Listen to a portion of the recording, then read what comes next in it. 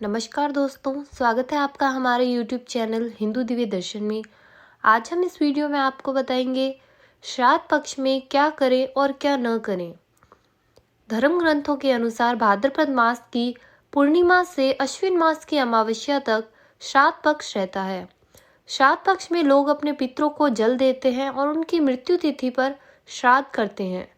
श्राद्ध से जुड़ी कई ऐसी बातें हैं जो बहुत सही कम लोग जानते हैं, मगर ये बातें श्राद्ध करने से पूर्व जान लेना बहुत ही ज़रूरी है, क्योंकि कई बार विधि पूर्वक श्राद्ध न करने से पितृ श्राप भी प्राप्त होता है। आज हम आपको श्राद्ध से जुड़ी कुछ विशेष बातें बता रहे हैं, जो इस प्रकार है।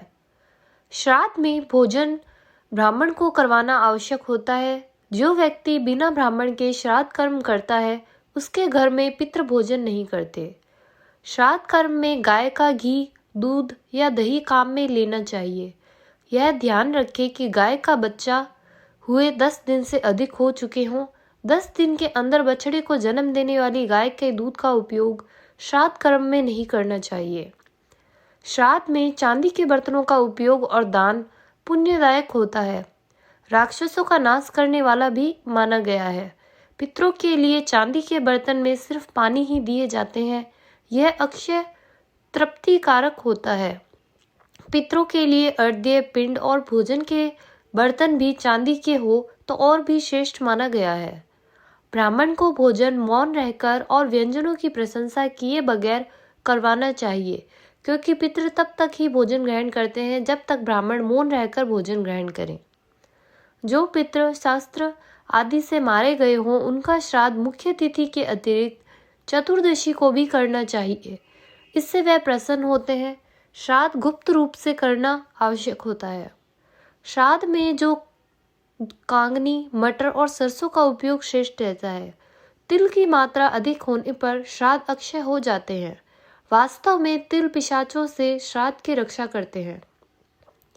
दूसरे की भूमि पर श्राद्ध नहीं करना चाहिए।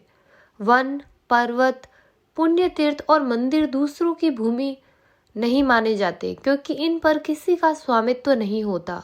अतः इन स्थानों पर श्राद्ध किया जा सकता है।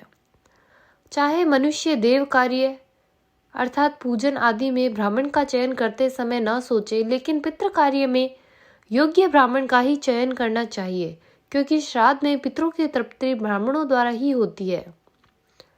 जो व्यक्ति किसी कारणवश एक ही नगर में रहने वाली अपनी बहन, जमाई और भांजे को श्राद्ध में भोजन नहीं कराता, उसके वहां पितृ के साथ ही देवता भी अन्न ग्रहण नहीं करते।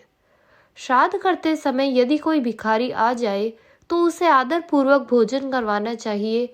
जो व्यक्ति ऐसे समय में घर में आए याचक को भगा देता है, उसका श्राद्ध कर्म पूर्ण नहीं माना जाता और उसका फल भी नष्ट हो जाता है।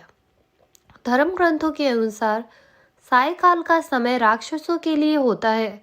यह समय सभी कार्यों के लिए मनाही है, अतः शाम के समय श्राद्ध कर्म नहीं करने चाहिए। श्राद्ध में ये चीजें होना महत्वपूर्ण है: गंगा जल, दूध, शहद, दोहित्र अर्थात पुत्री की संतान, कुशा घास और तिल। केले के पत्ते पर श्राद्ध भोजन निषेध है। सोने, चांदी, कांसे, तांबे के पात्र उत्तम है। इसके अभाव में पत्तल उपयोग में भी लिया जा सकता है। तुलसी से पितृगण प्रसन्न होते हैं। ऐसी धार्मिक मान्यता है कि पितृगण गरुड़ पर सवार होकर विष्णु लोक को चले जाते हैं। तुलसी से पिंड की पूजा करने से पितृलोक प्रलय काल तक संतुष्ट रहते हैं। रेशमी, कंबल, ऊन, लकड़ी, कुशा आदि के आसन श्रेष्ठ है। आसन में लोहा किसी भी रूप में प्रयुक्त नहीं करना चाहिए।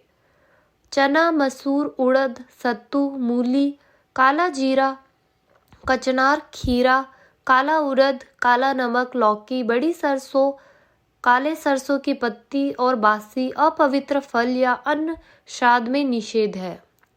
तैयार भोजन में से गाय, कुत्ते, कौवे और देवता और चींटी के लिए थोड़ा सा भाग निकाले। इसके बाद हाथ, जल, चावल, चंदन, फूल और तिल लेकर ब्राह्मणों से संकल्प ले। पिता का श्राद्ध पुत्र को ही करना चाहिए। पुत्र के न होने पर पत्नी श्राद्ध कर सकती है। पत्नी न होने पर सगा भाई और उसके भी अभाव में सब पिंडों को श्राद्ध करना चाहिए। एक से अधिक पुत्र होने पर सबसे बड़े पुत्र को श्राद्ध करना चाहिए। कुत्ते और कोए के निमित्त निकाला भोजन कुत्ते और कोए को ही कराएं, किंतु देवता और चींटी के लिए दिया गया भोजन गाय को खिला सकते हैं। इसके बाद ही ब्राह्मणों को भोजन करवाएं।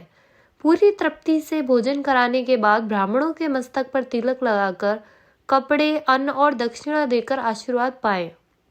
ब्राह्मणों को भोजन के बाद घर के द्वार तक पूरे सम्मान के साथ विदा करके आए, क्योंकि ऐसा माना जाता है कि ब्राह्मणों के साथ साथ पितृ लोग भी चले जाते हैं।